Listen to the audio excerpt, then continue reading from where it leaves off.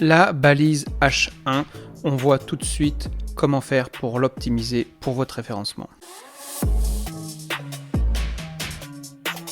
Bonjour à tous, bienvenue sur un nouveau podcast de lweb.fr, c'est Pascal et aujourd'hui on va voir un petit guide pour optimiser votre référencement grâce à la balise H1. Alors on parle encore un petit peu de référencement naturel, mais la balise H1 c'est une des bases d'un bon référencement naturel.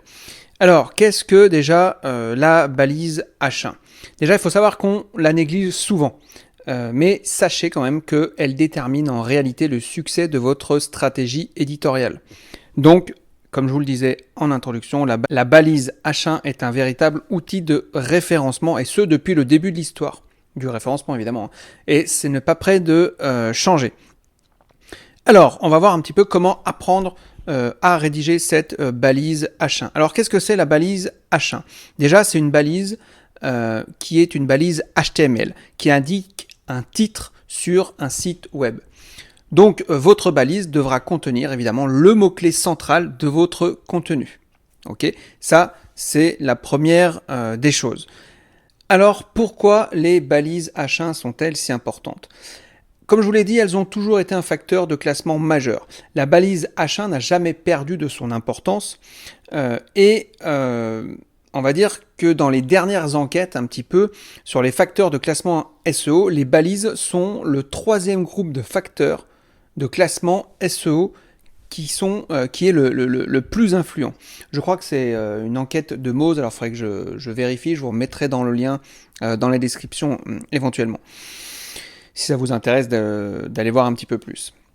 Donc, les titres de balise H1 sont généralement le contenu en fait le plus remarquable visuellement sur une page web. C'est les gros titres en fait, si vous voulez, c'est le titre principal. Et c'est probablement la caractéristique la plus importante. Ok. Donc, on pourrait dire qu'à première vue, ok, bon, c'est gros et tout, mais cet avantage, ça peut sembler ne pas être lié au référencement naturel. Alors pourquoi ? Parce qu'il s'agit plus de l'optimisation en fait de l'expérience de l'internaute que de l'optimisation technique de la page web. Ça, c'est quelque chose qu'il faut bien comprendre. La direction prise en fait par le référencement ces dernières années, on est plus dans l'optimisation de l'expérience internaute. Donc, le référencement naturel, c'est en effet davantage axé sur cette expérience utilisateur pour satisfaire les moteurs de recherche. Donc n'oubliez vraiment pas de l'optimiser, c'est très important.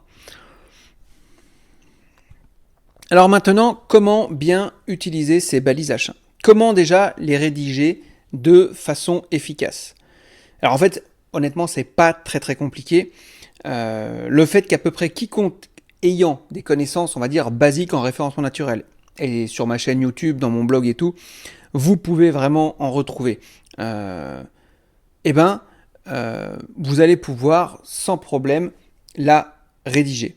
80% des résultats de recherche, de toute façon, apparaissent sur la première page dans Google pour tous ceux qui utilisent une balise H1. En fait, les règles de rédaction de balises H1, il y a quelques recommandations à suivre pour obtenir des balises H1 adaptées. Alors premièrement, déjà, n'utilisez qu'un seul titre H1 dans votre page. Ça, c'est impératif, un seul titre H1 dans votre page. Ok. Chaque page web n'a besoin que d'un titre principal. Il n'y a aucune raison d'utiliser plus d'une seule balise H1. Et en fait, le moteur de recherche, il va indexer plusieurs balises H1 sur une même page. Ça, il va pouvoir le faire, mais il ne va pas comprendre la hiérarchie en fait. Donc, il est vraiment judicieux de vous concentrer sur une phrase ou un mot-clé principal. Et comme ça, le fait de bien hiérarchiser, donc vous savez, il y a des balises H1, donc les titres principaux, les balises H2, H3, etc., qui sont des balises secondaires, de titres secondaires. Et donc, le fait que ce soit bien hiérarchisé comme ça, le moteur de recherche va bien comprendre que votre titre H1 est celui de plus importance, notamment s'il a le mot-clé principal dedans. Ok ? La deuxième recommandation que je vous donne, c'est que votre balise H1 doit décrire le sujet de votre page web. On en revient toujours à la qualité du contenu et à l'expérience utilisateur. Il faut que l'utilisateur il soit content et qu'il trouve vraiment ce qu'il veuille dans sa page web. Donc, la balise H1 doit décrire le contenu. Souvent, la balise H1, elle sera similaire à votre titre principal, forcément, et correspondra au titre de votre publication. Elle doit vraiment donner au lecteur une idée précise de ce qu'il va lire. En général, on dit que la balise H1 doit comporter entre 20 et 70 caractères. Essayez de mettre le max, c'est ce que je vous recommande. Si jamais vous utilisez WordPress, il y a un plugin qui s'appelle Yoast SEO.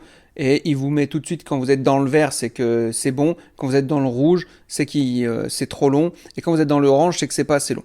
Donc voilà, vous avez une petite barre de progression comme ça. Donc n'hésitez pas à l'utiliser. Alors, honnêtement, aujourd'hui, vous ne vous focalisez pas trop sur la longueur de la balise. C'est plus aussi important qu'avant. Mais c'est toujours bien de respecter et de rester dans les clous. Pourquoi je parle un petit peu de cette longueur? Parce que ça constitue quand même un espace qu'il faut utiliser. Et si les balises sont trop courtes, on perd de l'espace et du coup de l'opportunité de référencement naturel. Et par contre, l'inverse, une balise trop longue, elle va produire des effets plutôt nocifs sur le référencement naturel. C'est pour ça, rester entre 20 et 70 caractères. Voilà, ça fonctionnera très bien. Ensuite, la troisième recommandation que je vous donne, c'est faites ressortir votre balise H1. Votre balise H1 doit être l'élément visuel le plus important de la page web. Donc, il doit être grand, il doit occuper de l'espace, il doit être visible. Et vous devez utiliser tous les éléments visuels à votre disposition nécessaires pour le faire ressortir. Pourquoi c'est important de faire ça ? C'est toute une question d'expérience utilisateur, encore une fois. Gardez à l'esprit qu'une balise H1, c'est un élément sémantique et non visuel. Donc, il est important de conserver cette distinction. Okay. Ces balises, elles fournissent des informations sémantiques et non de mise en forme. Il est donc important que la mise en forme, en fait, des titres corresponde à la hiérarchie de ces derniers. Voilà, ça c'est vraiment important. La quatrième recommandation, ça va être donc ça va découler un petit peu de ce que je viens de dire, c'est créer des balises H1 qui offrent une bonne expérience utilisateur.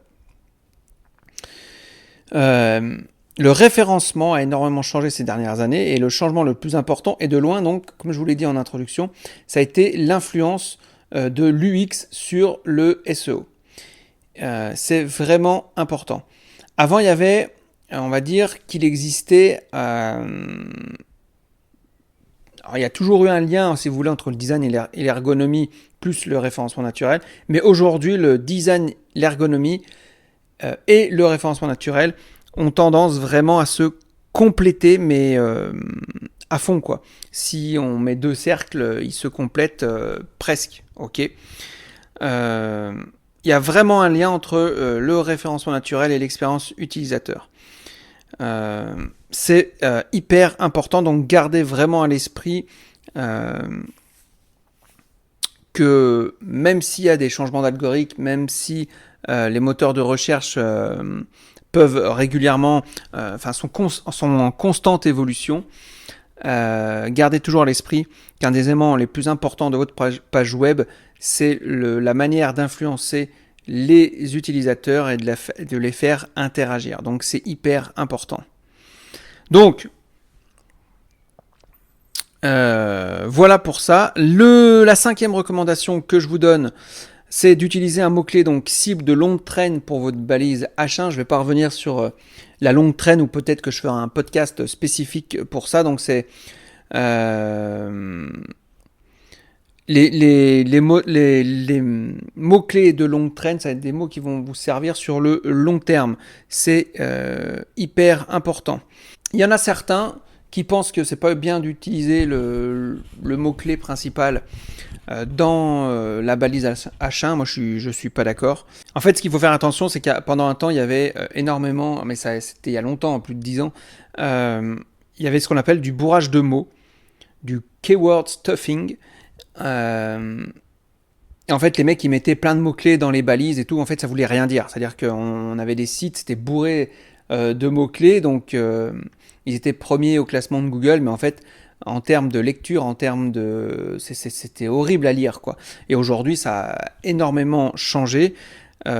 Utiliser un mot-clé dans une balise H1, ça révèle pas du tout du bourrage de mots-clés, d'accord ? Évitez d'en mettre 200, c'est tout. Google veut tout simplement que vous mettiez un mot-clé dans sa balise H1 pour qu'ils comprennent, pour que les robots d'indexation puissent mieux comprendre la requête et le contenu de votre page. Donc voilà, donc il faut vraiment que ce soit un mot-clé qui soit utilisé fort. Privilégiez vraiment ceux qui appartiennent à la longue traîne, ça vous aidera dans le temps, c'est surtout ça qu'il faut voir. Voilà, alors attention, comme je vous l'ai dit, à ne pas faire des mots-clés qui ont l'impression, dont on a l'impression, je vais y arriver, qu'ils soient artificiels. Voilà, donc ça c'est important, mais utilisez vraiment un mot-clé ciblé de longue traîne dans votre balise H1. La 6e recommandation que je vous donne, et dernière, c'est identifier l'intention de recherche. J'en ai parlé dans mes vidéos, dans mes podcasts. L'intention de recherche, c'est quelque chose qui est très très important. En fait, il s'agit tout simplement en réalité d'un concept assez simple. L'intention de recherche, c'est chaque fois que vous écrivez un contenu, vous devez vous poser la question suivante. Qu'est-ce que l'internaute souhaite voir lorsqu'il ouvre mon article en fait ? Quelles sont ses intentions ? Et votre balise H1 doit satisfaire cette intention. Voilà. Ça, c'est tout. C'est pas plus compliqué que ça. Donc, mon objectif avec votre balise H1, c'est de leur promettre ce qu'ils sont venus chercher. Voilà, tout simplement. Donc, voilà, vous allez, par exemple, les 10 meilleures stratégies aux échecs, ou les 5 meilleures ouvertures aux échecs, etc. Ok ? Et ben la personne, elle clique là-dessus, elle est là pour ça. Elle n'est pas là pour que vous lui parliez de comment on fait le rock, ou voilà, j'en sais rien. Ok ? Donc, vraiment, le but de votre balise H1 est donc de commencer à satisfaire l'intention de recherche de l'internaute.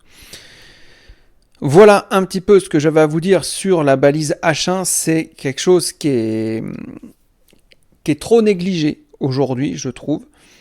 Et c'est dommage parce qu'en plus, ça permet également d'avoir, on va dire, sur les pages Google, sur les pages les SERP de Google, en plus, on est capable, juste avec le début de votre titre de balise H1, de comprendre un petit peu de quoi il en retourne au niveau de votre contenu. Donc, je répète les 6 clés, les 6 recommandations que je vous donne. Utilisez qu'un seul titre H1. Votre balise H1 doit décrire le sujet de votre page. Faites ressortir votre balise H1, important pour l'expérience utilisateur. Créez des balises H1 donc, qui offrent une bonne expérience utilisateur.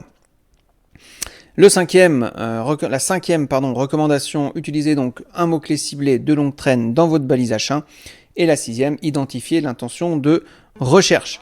Voilà ce que j'avais à dire sur la balise H1.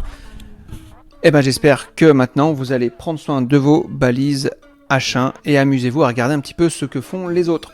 Moi je vous dis à très bientôt pour un prochain podcast. Ciao.